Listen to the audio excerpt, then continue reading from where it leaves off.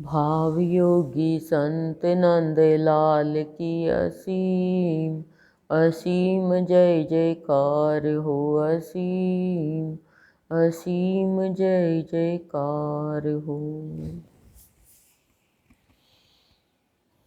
आज शरद पूर्णिमा के पावन पर्व पर सद्गुरुदेव भाव के माध्यम से हमें हमारे जीवन को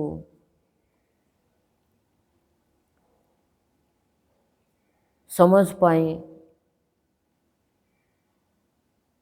उन्नति की ओर लेकर जाएं और परमात्मा के बनकर रहें।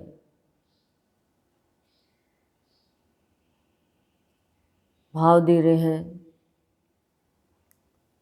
कि शरद पूर्णिमा पे हम कहते हैं चांद धरती के बहुत नज़दीक होता है। चांद की रोशनी में हम खीर है, दूध है, कुछ भी रखते हैं तो उसमें चांद की किरणों से ऐसा प्रभाव होता है कि अमृत बरसता है और उसको खाने से कोई रोग वगैरह नहीं होता। तो जब खीर में, दूध में कोई चीज़ रखें, जब उसमें इतनी चांद की वो आ जाती हैं शक्तियाँ किरणों से, तो क्यों न मनुष्य ही चांद की रोशनी में बैठ जाए ताकि वही अमृत तुल्य बन जाए, उसके सारे रोग दूर हो जाए।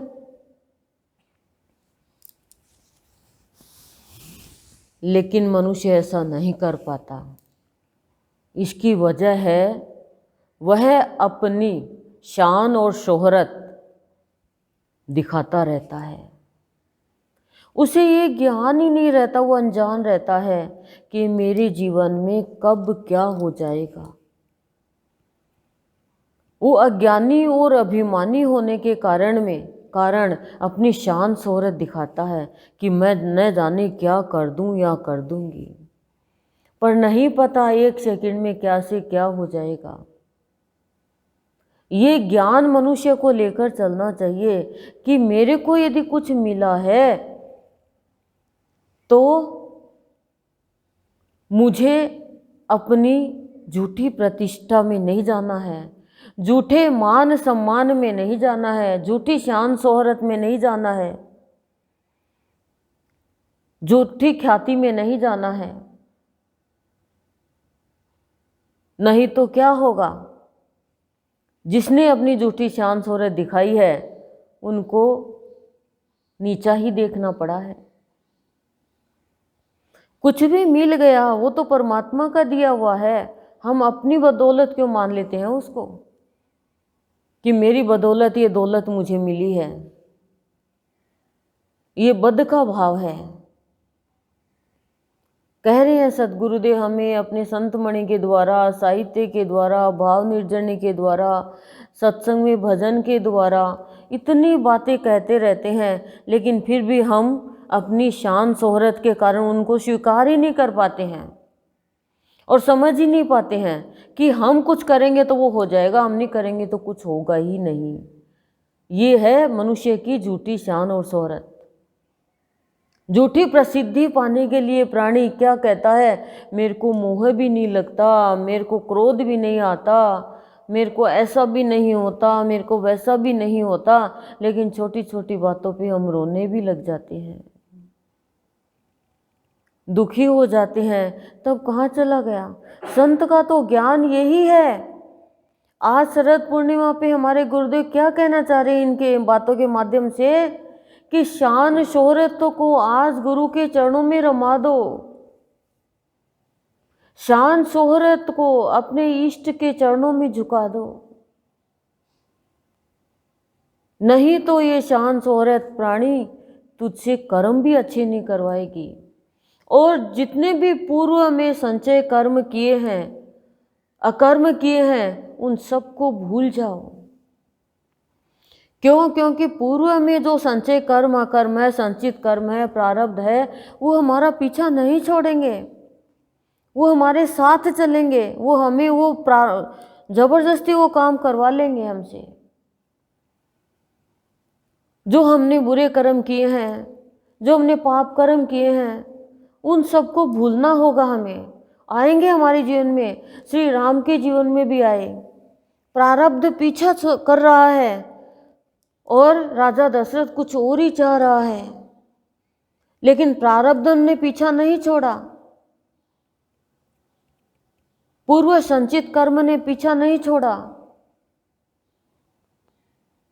पत्नी का दुख मिला ही मिला।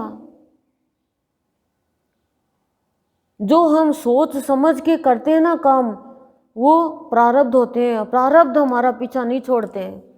संचित कर्म को साथ में लेके प्रारब्ध चलते रहते हैं। श्री राम की सोची समझी थी बात कि मैं बाली का पीछा कर रहा हूँ, छुप के मार रहा हूँ, तो वो कृष्ण के अवतार में वो कर्म प्रारब्ध पीछा कर रहे हैं और बहेलिये का रूप बन करके श्री कृष्ण को बाण मारते हैं। तो वो सब हमारे जीवन में आएंगे, लेकिन हम यदि तत्पर हैं, आतुर हैं, हमारी आत्मा सत्संग का भाव लेने के लिए, सत्संग का प्यार लेने के लिए, सत्संग में के बगिया में आकर के सत्संग को जरिया बना करके संत के भाव में बहकर पूर्णता प्राप्त करें और अपने संगी साथियों को, सत्संगियों को वो भाव में बहाकर उनको भी पूर्णता के रास्ते पर चलाएं। तो जैसे ही हम सत्संग के भाव में बह जाएंगे, इष्ट के भाव में बह जाएंगे, तो गुरुदेव का क्या कहना है, फिर वो हमें कर्म अकर्म हमारे हैं वो हम भूलते चले जाएंगे। वो आएंगे लेकिन हम पुरुषार्थ में लग जाएंगे। पुरुषार्थ के द्वारा हम उन कर्म अकर्म को खत्म कर सकते हैं। लेकिन हम क्या कहते हैं, सत्संग में आते हैं तो काम हो जाता है, घर में तो सोए रहते हैं। अरे फिर क्या तो सत्संग का रंग चढ़ा, फिर कर्म अकर्म को भोगते रहो और इधर दही खाते रहो, इधर छाछ पीते रहो, दोनों पीते रहो, इधर अमृत पीते रहो, इधर विष पीते रहो। पुण्य कर्म तो दिखा के होते ही नहीं है, छुप के होते हैं। क्योंकि आपकी आत्मा, हमारी आत्मा, भगवान वो तो सब देख ही रहा है। तो आज इन चीज़ों को छोड़ना है।